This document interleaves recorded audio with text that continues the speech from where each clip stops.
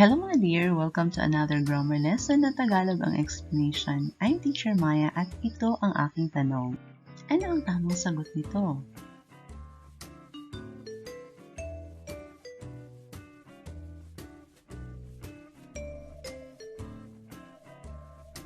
Naisip niyo na ba ang tamang sagot?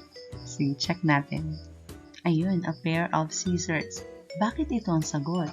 Meron kasi mga bagay na isa lang siya pero may dalawang parts, may kapares. Example, scissors, glasses, pajamas, pants.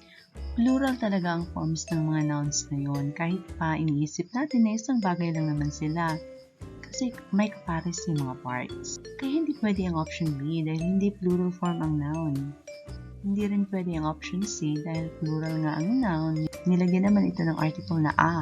Kung gagamit man tayo ng article a para sa ganitong nouns, gamitin natin ang phrase na a pair of, isang pares ng. A pair of scissors, a pair of pants, a pair of sunglasses. At dahil considered sila na plural nouns, plural din ang verbs kung sila ang subject sa sentence. The pajamas are, these jeans have. Yan, plural ang verb forms.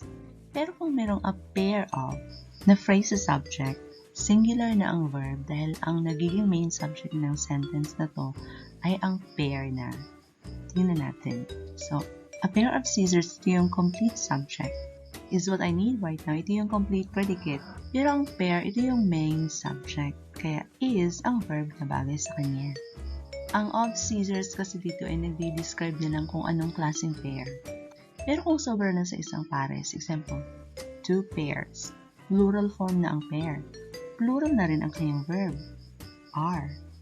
At yun ang grammar knowledge na gusto kong ibahagi sa inyo ngayon. Kung may na-learn kayo at nagustuhan nyo naman ang video ito, please share nyo na rin sa iba para may ma-learn rin sila.